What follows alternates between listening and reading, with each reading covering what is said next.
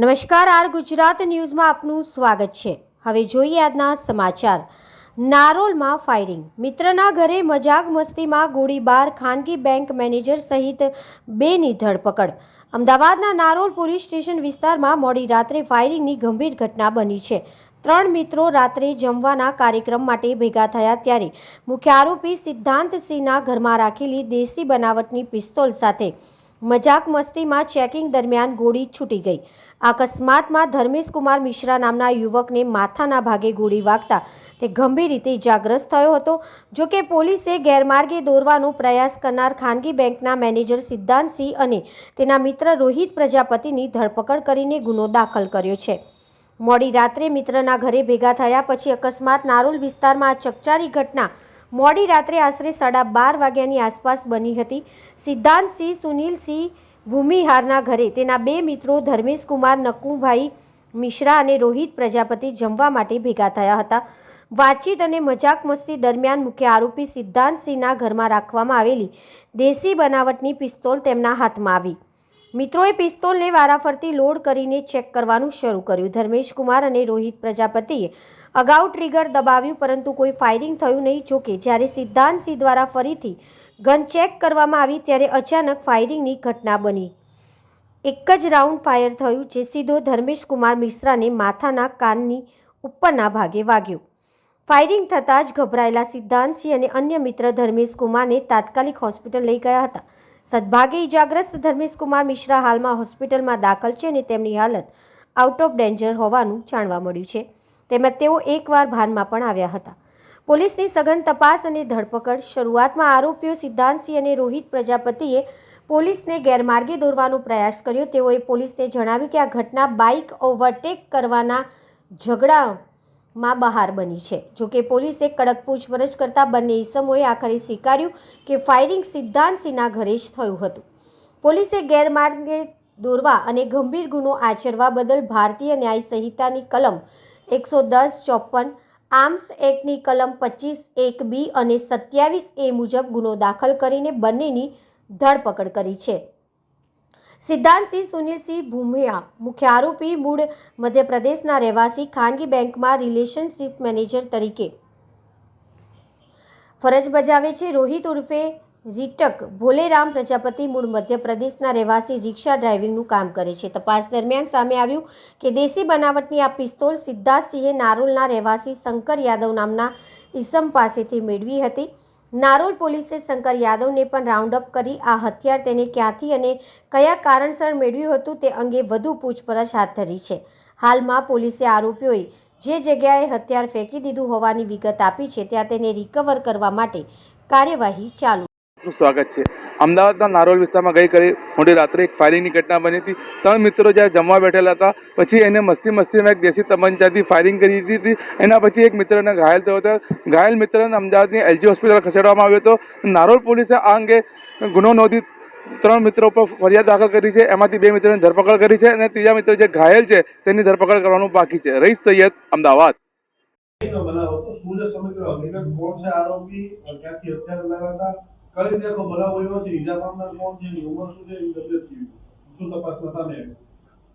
ગઈકાલે મોડી રાત્રે નારોલ પોલીસ સ્ટેશન વિસ્તારમાં સ્થાનિક પોલીસને જાણ થઈ કે એક ફાયરિંગનો બનાવ બનેલ છે।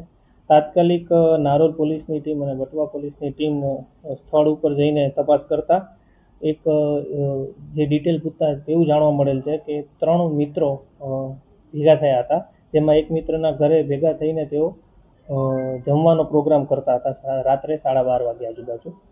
ત્યારબાદ જે આ કામના આરોપી છે સિદ્ધાંતસિંહ, તેમના ઘરમાં એક પિસ્તોલ, દેશી બનાવટની પિસ્તોલ હતી।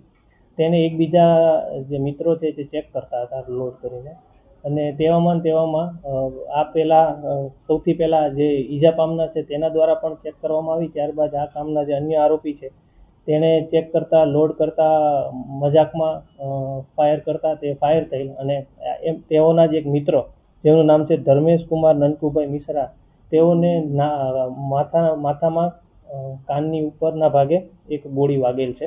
તેઓને તાત્કાલિક આ બંને મિત્રો છે તેઓ હોસ્પિટલ લઈ ગયેલા અને આ અનુસંધાને નારોલ પોલીસ સ્ટેશનમાં એક ગુનો દાખલ કરવામાં આવેલો, જેમાં ભારતીય ન્યાય સંહિતાની કલમ 110-54 તથા આર્મ્સ એક્ટની કલમ 25(1)B અને 27(1) મુજબ ગુનો દાખલ કરીને આગળની તપાસ હાથ ધરતા આ કામના જે બે અન્ય જે ફાયરિંગ કરનાર અને તેની સાથે રહેનાર બે ઈસમો છે તેઓની નારોલ પોલીસ દ્વારા ધરપકડ કરવામાં આવી છે.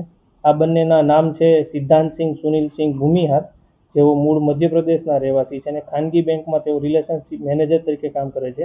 આ તેઓનું જ ઘર હતું. તેઓના ઘરે જ આ લોકો એકઠા થયા હતા. અને અન્ય આરોપી છે જેનું નામ છે રોહિત ઉર્ફે રિતિક ભોલેરામ પ્રજાપતિ, તેઓ પણ મૂળ એમપીના રહેવાસી છે.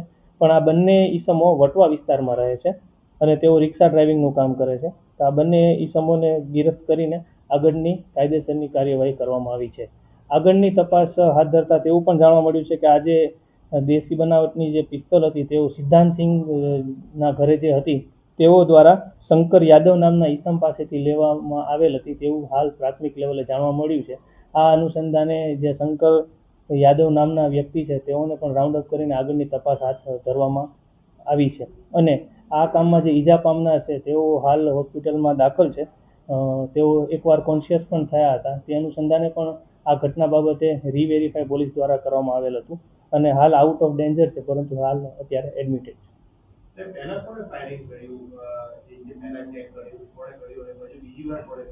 આ કામના આ ત્રીજી વાર જે ઘટના થઈ પ્રાથમિક લેવલે જાણવા મળ્યું તે અનુસંધાને ત્રીજી વાર જે ત્રીજા વ્યક્તિ દ્વારા જે સિદ્ધાંતસિંહ દ્વારા જ્યારે આ ગનને ફરીથી ચેક કરવામાં આવી ત્યારે ફાયરિંગની ઘટના થયેલ હતી. તે અગાઉ પણ આ કામના ઈજા પામનાર તથા અન્ય જે રોહિત પ્રજાપતિ નામના ઈસમ છે જે આરોપી છે તેઓ દ્વારા પણ આ પૂર્વ એ દરમિયાન ચેક કરવામાં આવેલ હતું, પરંતુ ત્યારે ટ્રિગર દબાવવાથી ફાયર થયેલ ન હતું.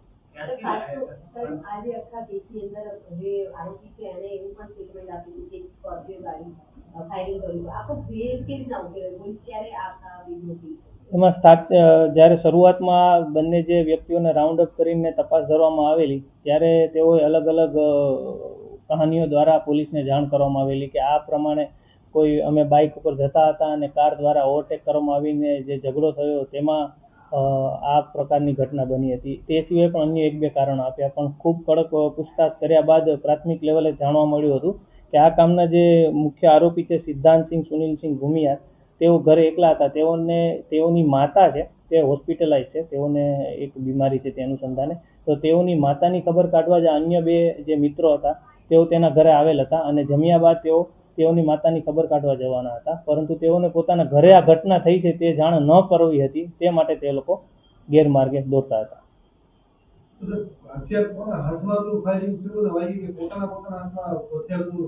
ના, પ્રાથમિક લેવલે જાણવા મળતા સિદ્ધાંતસિંહ જે સુનિલસિંહ ભૂમિયાર છે જેઓનું ઘર છે તેઓના હાથમાં જ્યારે વેપન હતું ત્યારે ફાયરની ઘટના થઈ હતી અને આ કામના જે ઇન્જર્ડ પામનાર છે ધર્મેશ કુમાર મિશ્રા તેઓને વાગેલ હતું. એક રાઉન્ડ જ ફાયર થયું હતું અને એક જ ગોળી હતી તેવું જાણવા મળે છે. હાલ હથિયાર તેઓ દ્વારા જે વિગત આપે છે જ્યાં ફેંકવામાં આવ્યું છે ત્યાં હાલ પોલીસની ટીમ તપાસ ચાલુ છે અને જલ્દીથી જલ્દી હથિયારને રિકવર કરીને પણ આગળની કાર્યવાહી કરવામાં આવશે. તે બાબતે અગાઉ મેં જાણ કરી તે મુજબ શંકર યાદવ નામના ઈસમ પાસેથી લાવેલ હતા જે નારોલના રહેવાસી છે. તેઓને પણ હાલ રાઉન્ડ અપ કરીને આગળની પૂછતાછ ચાલી રહી છે કે તેઓ દ્વારા ક્યાંથી મેળવવામાં આવ્યું હતું અને કોના દ્વારા મેળવવામાં આવ્યું હતું અને કયા કારણોસર મેળવવામાં આવ્યું.